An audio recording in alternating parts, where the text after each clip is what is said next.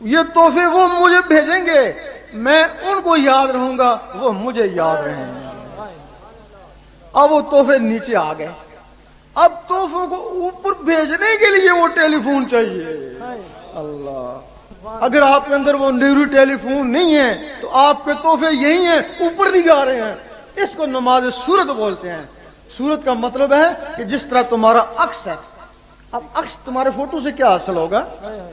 یہ نماز صورت ہے۔ لیکن جس کے اندر وہ نوری ٹیلی فون لگ گیا، اس ٹیلی فون کے ذریعے اس کی نماز عرش مولا میں جاتی ہے، اس کو بولتے ہیں نماز مومن کا معراج ہے۔ یہ صرف مومن کا معراج ہے۔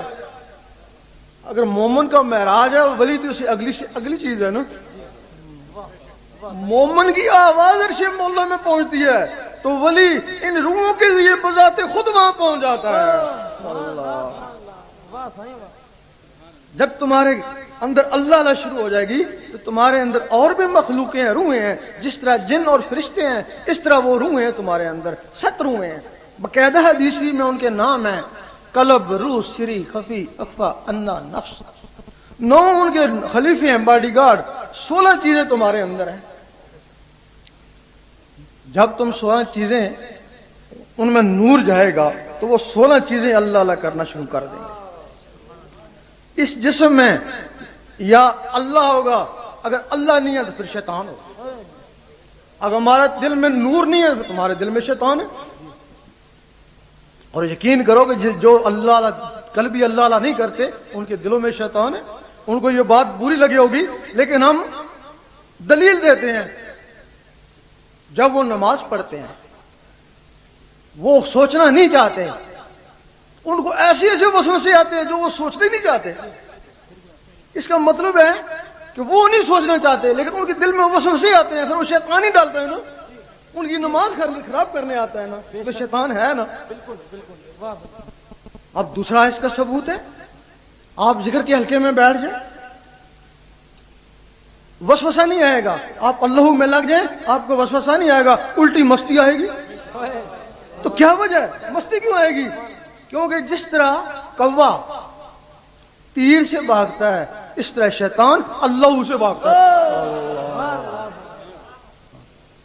جب اللہ سے شیطان بھاگتا ہے، لیکن جب تم اللہ کا ذکر چھوڑو گے تو پھر واپس آگے جائے گا نا۔ اگر تمہارے اندر ہی ہلکا بن جائے تو وہ جو تمہارے اندر کی مخلوقی اللہ اللہ کرنا شروع کر دے تو پھر یہی مسجد، تو یہی کعبہ، یہی گلے گلزار۔ میرا شاہی، میرا شاہی، دین نبی کا سچا دائی، ارے ان سے ہم نے نعمت پائی۔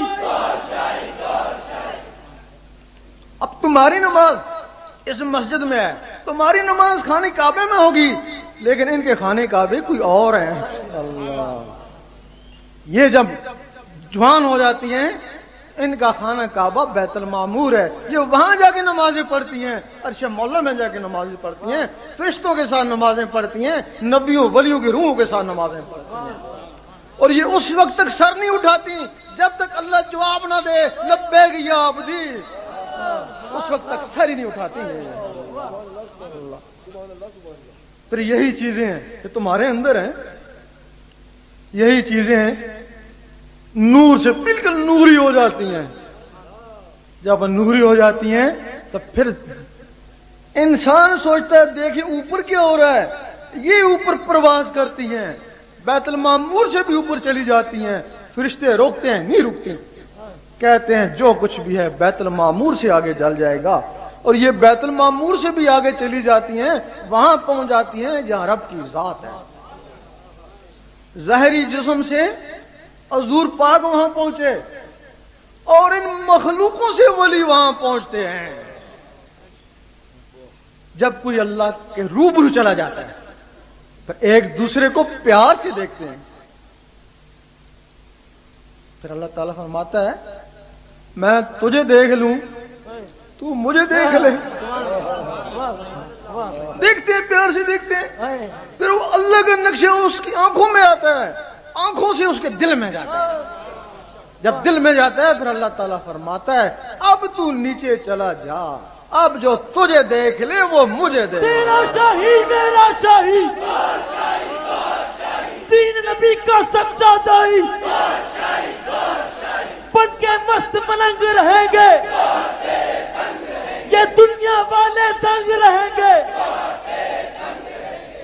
انسان یہاں تک پہنچ سکتا ہے، اور انسان پہنچے ہیں، 7 سیارے ہیں، 7 جہان ہیں، ہر جہان سے ایک ایک مخلوق پکڑ کے اللہ تعالیٰ نے ان کے جسموں میں ڈال دی اور 7 ہی جنتیں بنائیں۔ پتہ نہیں اس کو کس جہان کی سیر کرنے کا شوق ہو۔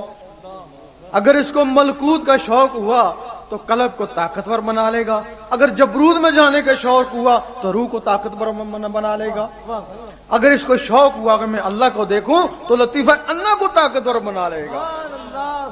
اس کے بعد اللہ تعالیٰ نے 7 جنتیں بنائیں، وہ ایک ہی جنت کافی دی نا، تو 7 جنتیں کیوں بنائیں؟ تو پھر اگر ایک ہی جنت 7 جنتوں میں ایک لوگ ہی چلے جائیں، نہیں، اس نے پھر 7 مخلوقیں بنائے۔ یہ قلب سے بات کرے گا، خلد کا ایک اقدار ہے، یہ روح سے بات کرے گا، دار السلام کا، یہ سری سے کرے گا، دار القرار کا، یہ خفی سے کرے گا، عدن کا اور نعیم کا، ماوا کا، فردوس۔ ایک سے ایک اعلیٰ جنت ہے۔ اب لوگ کہتے ہیں ہم تو بخشے جائیں گے، ہم بھی کہتے ہیں وہ 5 نمازوں سے بھی جنت مل جائے گی، بلکہ اگر عقیدہ تمہارا صحیح ہے، گستاخ نہ ہو، گنہگار ہی صحیح، حضور پاک کہ گستاخ نہ ہو، بلے گنہگار ہی صحیح، ہو سکتا ایک ہی دفعہ ان کے نام کو چوم لو، اسی صدقے سے اللہ تعالیٰ تم کو بخش دے۔ اور ہمارا عقیدہ ہے گستاخ نہ ہو، کلمہ گو ہو، بخشا ہی جائے گا۔ لیکن اب بخشا تو گیا، ادھر اللہ تعالیٰ نے فرمایا کہ ان لوگوں نے سمجھ رکھا ہے ہم ان کو نیکوکاروں کے برابر کر دیں گے، بخشا بھی گیا، اب نیکوکاروں کے برابر تو نہیں ہو سکتا نا۔ سب سے جو ادنا جنت ہے وہ خلد ہے، سب سے ادنا عبادت ہے وہ قلب کی ہے، اس نے تو قلب کی عبادت کری کو نہیں، پھر جنت میں چلا گیا، جنتیوں کا غلام بن کے رہے گا، کتنا پچھتائے گا۔ ایک حدیث شریف میں ہے کہ جنتیوں کو جنت میں جو افسوس ہوگا کہ جو دنیا میں جو لمحہ بغیر ذکر اللہ کے گزرا، ایک حدیث شریف ہے، جو ذکر نہیں کرتے تھے ان کو افسوس، کاش ہم قلب کا ذکر کرتے، خلد کے حقدار ہوتے۔ خلد والے کہتے کاش ہم روح کا کرتے تو دار القرار میں چلے جاتے، دار السلام میں چلے جاتے۔ ہر کسی کو ایک ایک کا افسوس ہوگا۔ نعرہ تکبیر، نعرہ رسالت، نعرہ حیدری، نعرہ غوثیہ۔ اب جو بات دل میں ہو، جو زبان میں ہو، وہ دل میں ہو، اس کو آپ سچا کہیں گے نا۔ دنیاوی لحاظ سے بھی اگر آپ کی زبان میں کچھ اور ہے، دل میں کچھ اور ہے، آپ منافق ہیں نا۔ دنیاوی حساب سے بھی اگر دنیاوی حساب سے آپ منافق ہیں تو اللہ کے معاملے میں اگر آپ زبان میں اور رکھیں تو دل میں اور رکھیں تو آپ بہت بڑے منافق ہیں۔ کیوں جی؟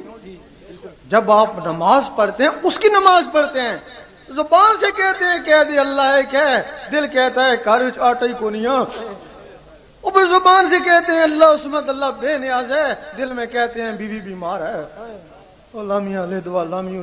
دل کہتا ہے ڈیوٹی سے لیٹ ہو گئے، چلو۔ زبان میں اور دل میں اور، یہ منافقت ہے۔ ایسی نماز کبھی قبول نہیں ہوتی، بھلے سنی ہوں یا شیعہ ہوں یا وہابی ہوں۔